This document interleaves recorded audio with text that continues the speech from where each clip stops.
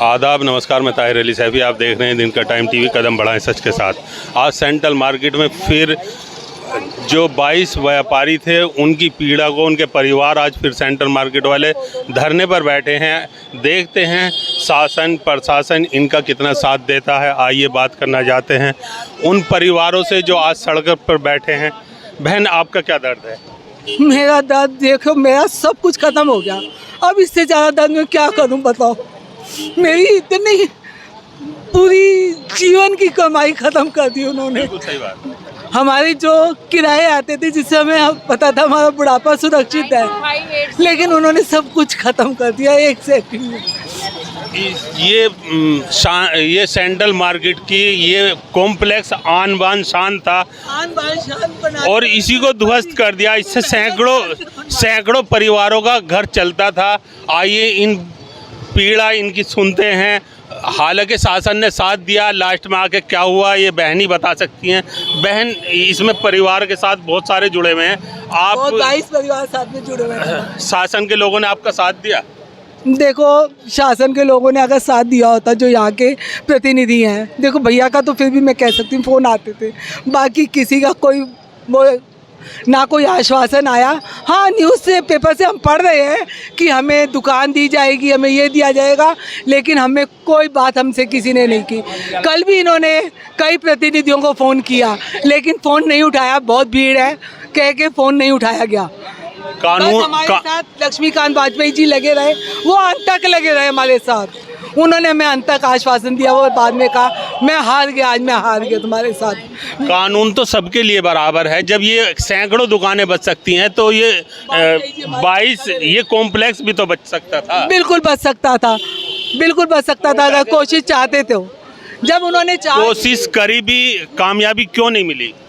क्योंकि कोई प्रतिनिधि साथ नहीं आया, क्योंकि मार्केट में भी 2 फाड़ हो गए। इसका लाभ सबने उठाया।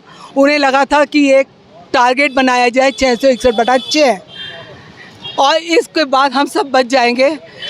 सारा मसला इसी का चल रहा है, क्योंकि इस बिल्डिंग ने रिश्वत नहीं दी थी। आवास विकास वालों को उनसे लड़ाई हुई थी और 89 से ये सब सही था।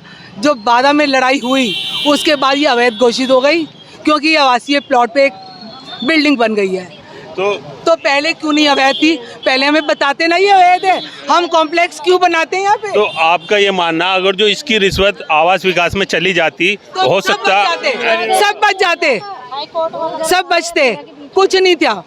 12 तक कोई लड़ाई नहीं थी हमारी, कोई आवासीय नहीं था कि हमने आवासीय उस पर कुछ काम किया है। लेकिन अगर 12 में लड़ाई ना होती, आज भी सब ये कहते हैं तुम्हारी 12 की लड़ाई की वजह से ये हुआ। उन्होंने क्या गलत किया कि रिश्वत के लिए ही तो मना किया? क्यों रिश्वत रोज दें हम? पहले हम आवास विकास को रिश्वत दें, फिर जो ये आर्ट डालते हैं उनको रिश्वत दें। किस किस को रिश्वत दें हम? बताइए। हमारा सब कुछ कमर्शियल है, हम तब भी रिश्वत दिए जा रहे हैं और तब भी हम सजा पा रहे हैं। सरकार को तब नहीं दिखाई देता था। कॉमर्शियल में स्टाम्प दिया, कॉमर्शियल में सब कुछ किया, कॉमर्शियल में कनेक्शन लिए। ऐसे क्या परेशानी आई इसी बिल्डिंग पर? बता तो नहीं हूँ, रिश्वत नहीं दी थी और आवास विकास वालों से बहस हो गई, लड़ाई हो गई और इस बात पे वो इस मुकदमे को ले गए हाई कोर्ट। हमें नहीं बताया गया कि हम हाई कोर्ट जा रहे हैं। हम पे सीधा फैसला आया था कि एक बिल्डिंग गिराई जा रही है। उस समय सब लोग इकट्ठे हुए और बिल्डिंग को रोक दिया गया। फिर हम लोग गए सुप्रीम कोर्ट। अब सब ने कह दिया भैया हम सुप्रीम कोर्ट के आगे हम कुछ नहीं कर पाएंगे। लेकिन योगी जी ने आश्वासन दिया था कि हम नया कानून ला रहे हैं, उसके तहत आपको रिलीफ मिलेगा, लेकिन नहीं मिला हमें। और उस दिन तक भी, जिस दिन बिल्डिंग गिरी है, हम लोगों पे ये आश्वासन था कि आपका कोई नुकसान नहीं होगा, थोड़ा बहुत होगा, आप नक्शे के हिसाब से आप अपनी दुकानें पीछे कर लीजिए, सब आपको रिलीफ मिल जाएगा। लेकिन कुछ नहीं मिला और देखते देखते हमारी पूरी बिल्डिंग गिरा दी उन्होंने।